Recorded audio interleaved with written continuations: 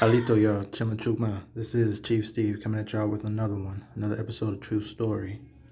Here we're coming through the same book that we had last time, Sacred Mysteries Among the Mayas and the Quiches, 11,500 years ago. The relation to the sacred mysteries of Egypt, Greece, Chaldea, and India. Freemasonry in times anterior to the Temple of Solomon. Once again, you got your author here. Publication date 1909. I want to give a quick shout out to my subscribers. We got some more numbers in. I appreciate you guys who are newly subscribed. Thanks for rocking with me. And I promise y'all, I'm going to keep giving y'all the true story. Not the his story, but the true story. According to these antiquities and ethnography books that I find here on archive.org. These are my sources. This is what I go by.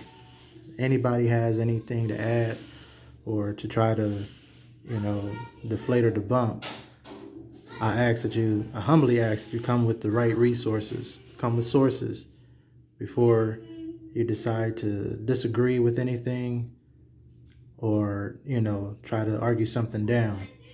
Please provide the sources to your arguments. And it's not everybody that's doing that. But I have ran into a few people that, whether the truth doesn't sit in right with them or it's just not, hitting the right way. Either way, the sources are the sources. So I said, this was published in 1909. And I've actually found earlier publication dates standing back to the 1800s, the late 1800s. So, these books that I'm reading out of are well over 100 years old. And not saying that things weren't conflated back then, but these are sources that have been proven as archival. They're able to be put into archives and basically set in stone as true. So, once again, if you have any discrepancies or need any more list of sources, leave the feedback in the comments. I appreciate all of your feedback, whether it be, an agreement or even a disagreement. We're all adults here. We can be respectful to one another.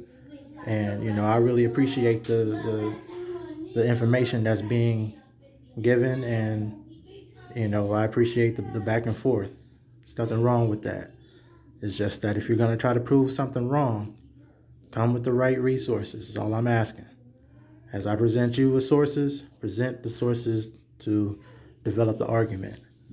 And besides that, if that's not the case, then there's no sense of trying to argue or trying to debate. Because one thing I tell people, I'm not a debater. I don't care to debate. I'm an educator.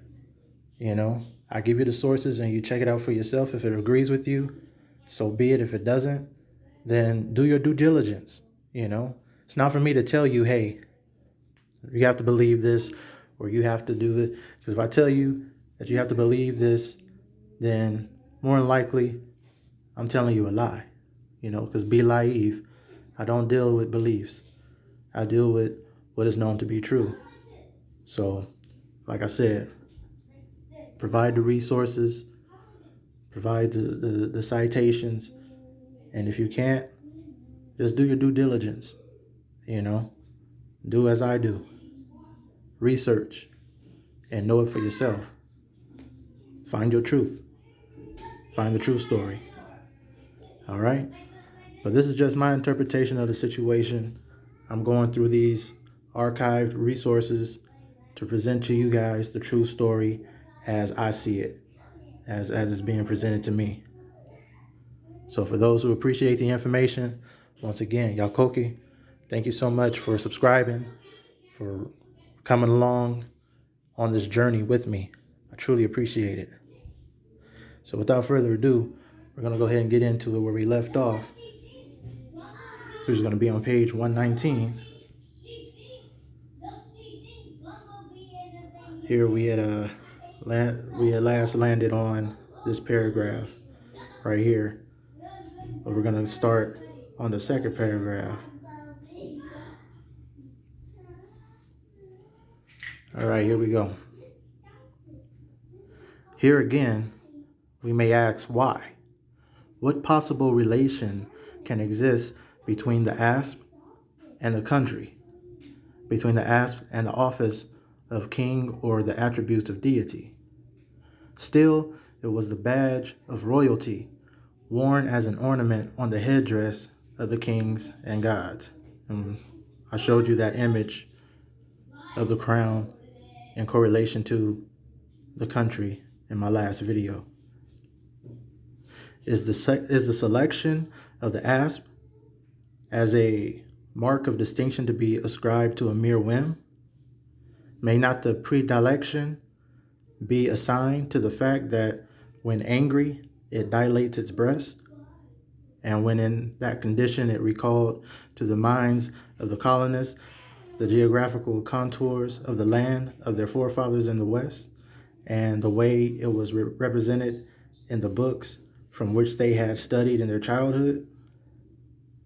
If we look at a map of the Western continent, it will be easy to perceive that the contours of Central America, that is, the Maya Empire of old, figure a serpent with an inflated breast in a position similar to that of the emblem of Lower Egypt. And if you have downloaded the book or get the book, you can see that on figures 1 and 2 on page 15.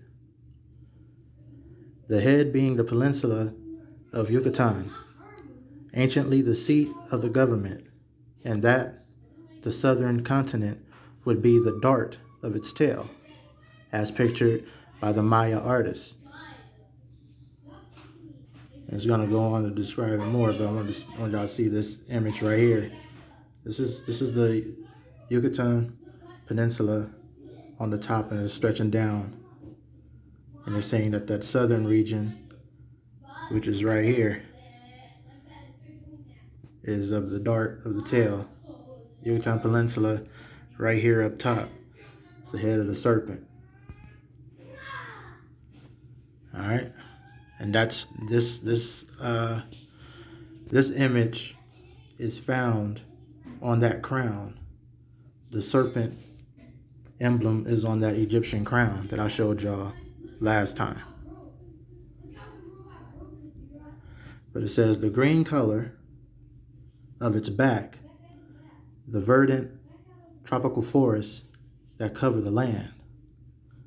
So the green is the tropical forest that covers the land. The yellow belly, the internal volcanic fires that cause the surface to wiggle like a serpent. The blue crown on its head is the blue canopy of heaven above. The wings is the smoke of the volcanoes. The fins, the high peaks of the chain of mountains that traverses the country from north to south. Part of the cordilleras that are as the backbone of the continent. So all of this has meaning and symbol that represents the country, the origins of which their forefathers came from, which is Mayas, which is of the Americas. And that further shows that the Egyptians are of the descendants of those ancient Americans. The intense love of their country is one of the most striking characteristics of the Aborigines to the present day. And you can even see, that was in that present day, but you can even see to this day that we as Aborigines of America, we have a strong love or strong cherishment and value for our land, of our country. And that's why you see a lot of people are coming out right now and debunking and destroying the whole Pan-African theory of us not being from a land that is not ours. We are not from a foreign country. We are not immigrants to this land. We are proud of who we are, and we are proud of where we're from. And now people are starting to come into that realization and that truth of who we really are as ancient copper-colored Aborigines. So it's a beautiful thing. We can still see that cherishment, that love, for lack of a better term, for our country, even today in 2023. It says that love may be said to amount to fanaticism. In it, we find another origin of the serpent worship, emblem of the motherland. So, you know how we do. They call it fanaticism, but out of our passion, we develop, things within our culture that represents who we are and where we're from. Some could even say hip hop is a bit of fanaticism. Some could say that, the storytelling within our music, within our songs, is a bit of fanaticism. But it all represents something. It's all a meaning. You know how we are as Aborigines. It's always a meaning behind everything that we do. Call it fanaticism, call it what you want. It's true to us. And those who feel it know it. You dig? So going forward. In the Serpent Mantra, in the Aitareya Brahmana, a passage speaks of the earth as the Sarpa Rajani, or the Sarpa Rajani, the queen of the serpents, and the mother of all that moves, still worshipped by the Nagas. And those who know that word, who know what it means, more power to you. Shout out to my Nagas out there. Dwellers in the valley of Kashmir. In Mayaks, the primitive rulers derived their title Khan, serpent, from the shape of the contours of their empire. As the priests of the sun received theirs from the name kin, and see these different terms are kind of, what we call our people kinfolk, right? Received theirs from the name kin of that luminary. Their emblem, however, was not a winged serpent with a dart at the end of the tail, but a rattlesnake covered with feathers. Image of the feathered mantle used by the king, the high pontiff, and other high dignitaries as ceremonial dress. This feathered rattlesnake adorns the walls of the royal mansions.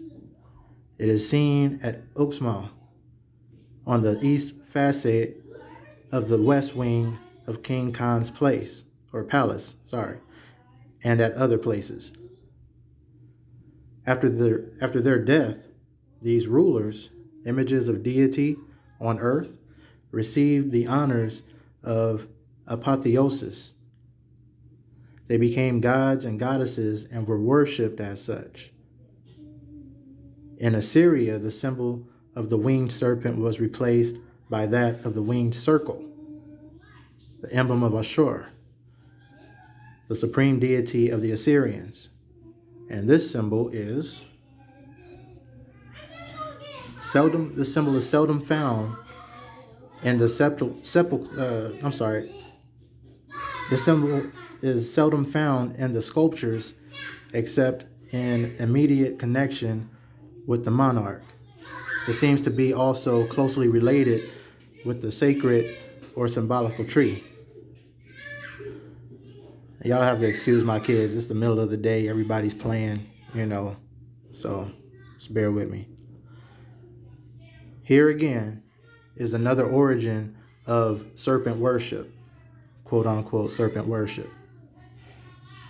In that of the kings of Mayak, under the symbol of the feathered serpent.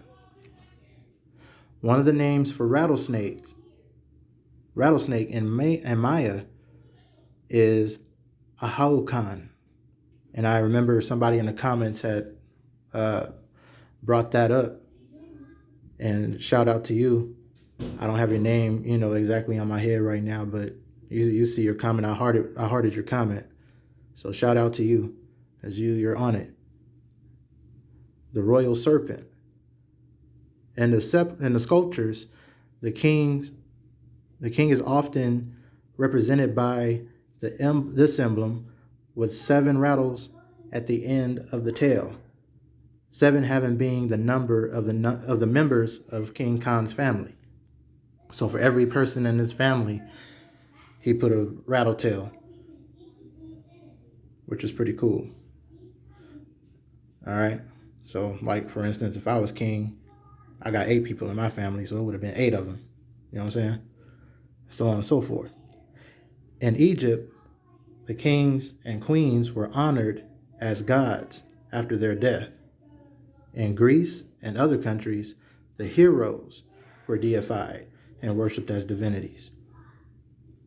From all antiquity and by all nations, the tree and serpent worship have been so closely identified, okay, as to guarantee the inference that their origin is the same. Although it seems difficult to comprehend what possible analogy may exist between them without a knowledge of the place where its origin, or the place where it originated, of the people that first instituted it, of their traditions and peculiar notions. So it's hard to put it together if you don't know where it came from first. So many words.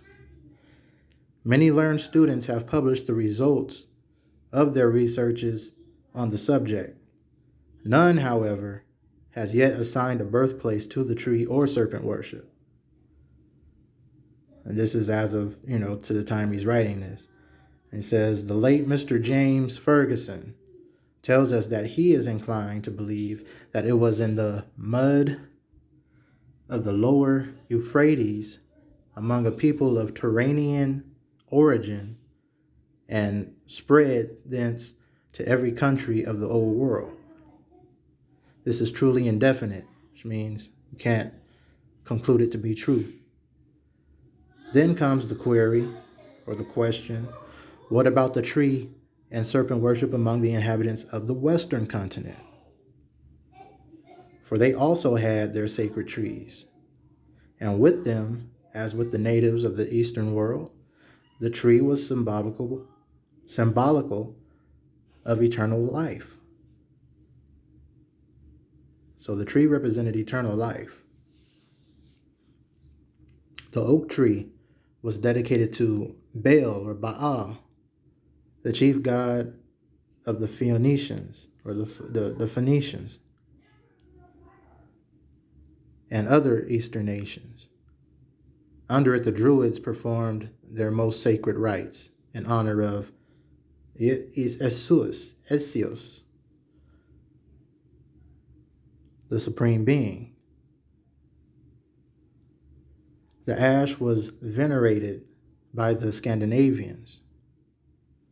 The inhabitants of the islands of Delos believed the gigantic palm tree to be the favorite production of Latona. The people of Samos, Athens, Dodona, Arcadia worshipped in sacred groves as those of Canaan or Canaan. In India, the worship of the tree is of very ancient date, as in the island of Ceylon. In the courtyard of every monastery, a bo tree, Ficus indicus, is planted. Nowhere, however, do we find the origin of that worship mentioned.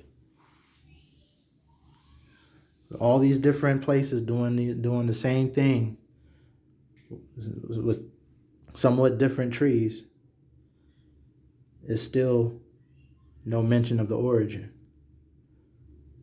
But it says Mr. Ferguson advises us to look to the Egyptians, these being the most ancient civilized people, for an explanation of it, averring that it undoubtedly prevailed among them before the multifarious Theban pantheon, before it was elaborated. So before the multifarious Theban pantheon was elaborated. In Egypt, The tamarisk was the holy tree chosen to overshadow the supposed sepulchre of Osiris, the king of Amenti. And if you remember, Amenti was known as that land of the west that all of the departed souls went back to. It was that motherland. It was that area after that they believed that after their ancestors passed on, they all went to the lands of the west. They manifested in the lands of the west, and their paradise was out there in the Amenti. The Persi, it was the Persia or Persi was sacred to Hathor, the regent of the west, often identified with Isis. The sycamore was consecrated to Nut, mother of Isis and Osiris, frequently represented in the paintings of the tombs, standing in its branches, pouring from a vase, a liquid which the soul of the departed, under the form of a bird with a human head, catches in his hands. It is the water of eternal life. So the trees were particularly sacred to the deities connected with Amenti, that is, to the deified kings and queens from the lands of the West. We are told that the sacred tree was an emblem found in frequent association with the winged circle in Assyria, as this symbol is always met with an immediate connection with the monarchs. It would seem that the worship of the tree bears a close relation to, if it is not typical of, that of the deified heroes and kings. To understand the relationship between the tree, the winged serpent or circle, and the monarchs, it is again necessary to consult the annals left carved in the stone or written in their books by the wise men of Mayox. It's all going back to the Americas. From them, we learn that the Mayas held certain trees sacred. Landa, Congaludo, and other early writers tells us that, even as far down as the time of the Spanish conquest, the Aborigines believed in the immortality of the soul. Okay? We've always had that belief. We've always had that we always held that as a strong tradition of knowing that there is life beyond this life and that our souls are immortal. And this right here is supposed to be an image of a tree, one of the trees here. And I'm gonna get into some more images because this is sideways. It's like no way for me to turn this around. So I'm reading, from the archived book. So, but if you have time, if you do download it, you can find a way to turn it around or screenshot it, however you want to do it, and get a better image of that. But you can kind of see from there, like how big that tree is in comparisons to the people down there. But I got some better images coming to y'all in a minute. All right. Moving forward. Let's pick back up real quick. Okay. The Aborigines believed in the immortality of the soil.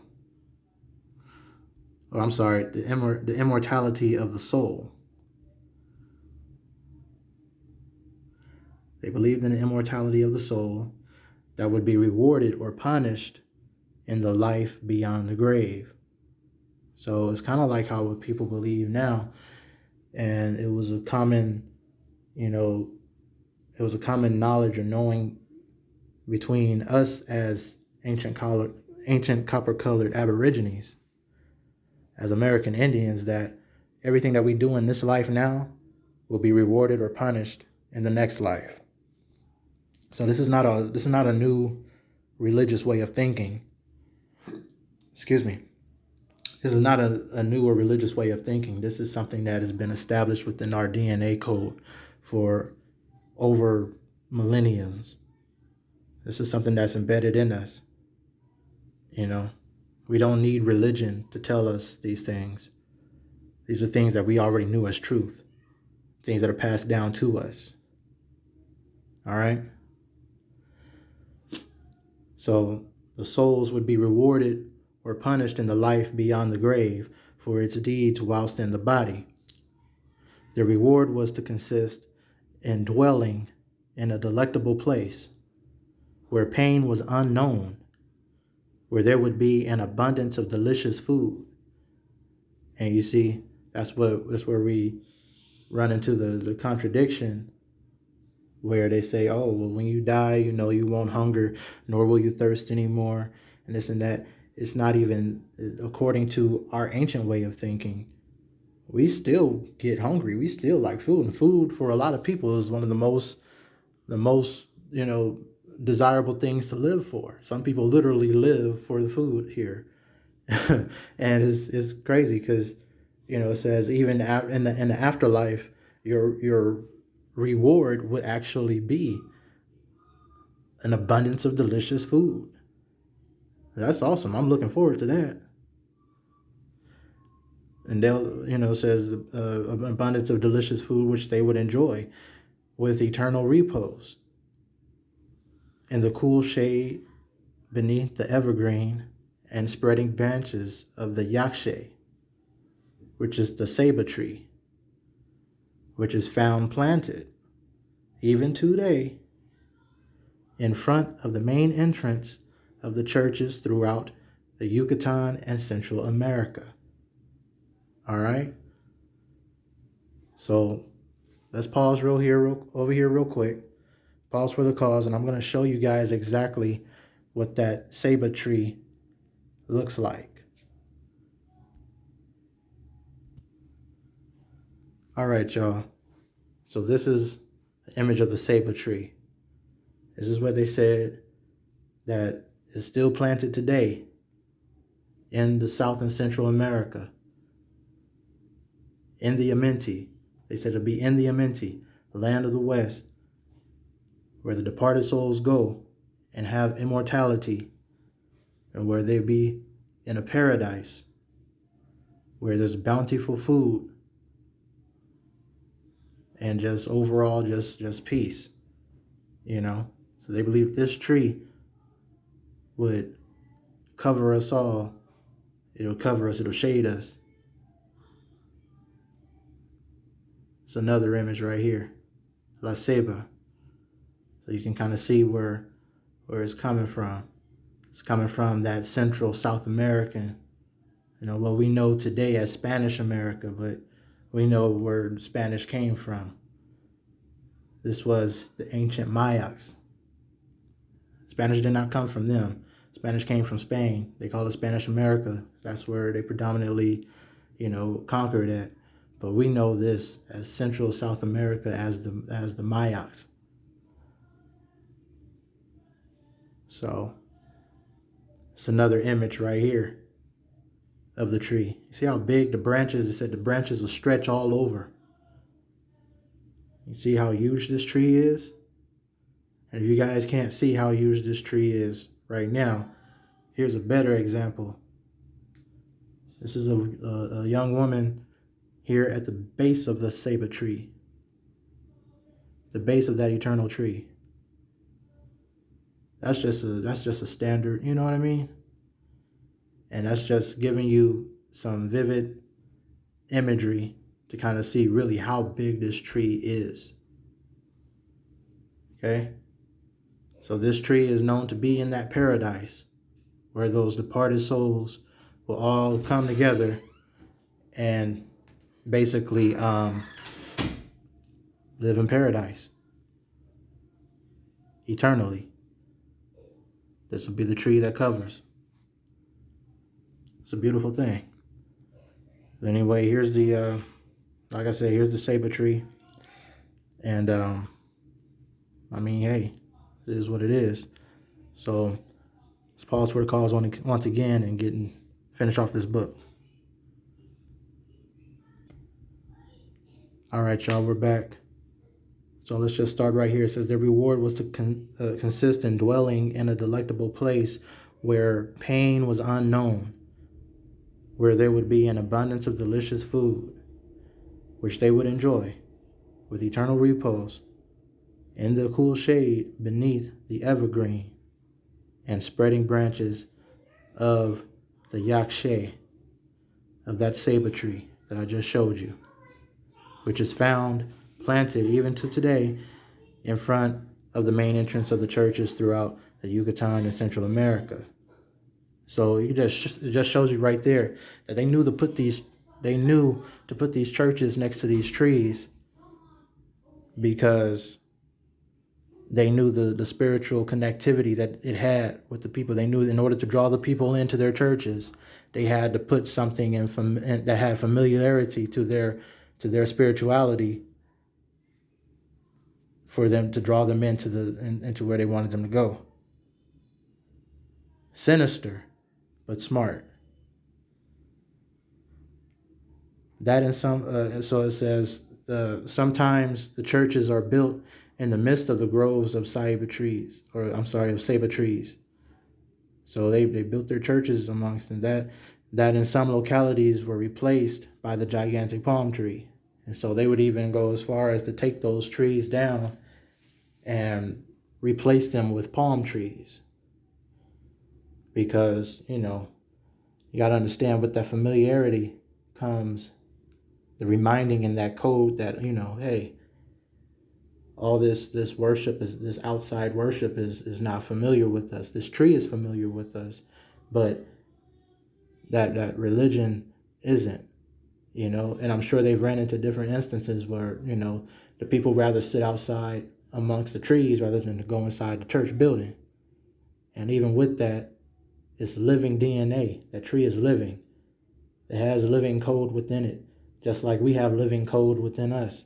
And that code was connecting with that code, and it was probably saying, hey, you don't need this, because trees, I believe trees can talk. I know personally for myself that as a living thing, these trees can communicate. Nature can communicate with us. It may not talk, like I'm talking to you right now, but it has a way to connect with us and to communicate with us. And I'm sure that there was a contradiction between those churches and the trees. Hence why some of them had to be rooted out and put by something that, had to be man planted, like the palm trees. But those old ancient trees, they know the people, and the people knew those trees. And that communication was prevalent. It was there. So, but they knew in order to get them in order to draw them near, they had to establish their churches near something that was familiar within their spirit. And that was that ceiba tree. Now it says the Maya Empire was of old, according to the author of the Trajano manuscripts, figured as a tree. So the Maya Empire itself was figured as a tree, planted in the continent known today as South America. Its principal branch being formed by the Yucatan Peninsula. It says see the map on page 120. Here we have the key to the origin of the tree worship and its intimate relation to the winged serpent and the king. It is again the worship of the country, symbolized by a tree. A tree was a representation of the country, as it also was by a serpent, or by the ruler. Thus, we find a natural explanation of the tradition current among the ancient nations that the tree, per excellence, the tree of life, you hear me? That is of civilization, of knowledge, was placed in the middle of the land, and of the garden, and of the primitive country, Mayaks, of the race, the empire of the Mayas being placed between the two great continents of where? North and South America, forming the lands of the West. All right? That basically speaks it for itself. That shows you, what time it is. So, once again, here's a nice image right here. Like I said, if you want to go forward, continue to go forward with this, by all means, download the book. I gave you the resource at the beginning, and you can check the other video for that. But this is what it is. As far as the eye can see, the lands of the West, that's here. It's in the Americas. In other words, that heaven on earth is here in the Americas, according to our people, according to the ancient Aborigines, those copper-colored Aboriginal people of the Americas, who settled and established the Egyptian empire. They give homage to the motherland. They give homage to the forefathers. They give homage to the mother from which they came from, which is the Americas, which is Mayaks. All right? Once again, this ain't me telling you. The sources are here, and they're available for whoever wants, who has the eye to see and the ear to hear. It's right there. It's right there in front of you. All you got to do is go get it. And once again, this is Chief Steve signing off. Please don't forget to like this video, share some feedback, subscribe to the channel, hit the notification bell so whenever I drop these bombs out, you'll be ready to catch them. And share this information. Let it be known. So we got to get the truth out there. All right? Yakoki, once again, Tatakista, I cherish you all. Y'all take care of yourselves.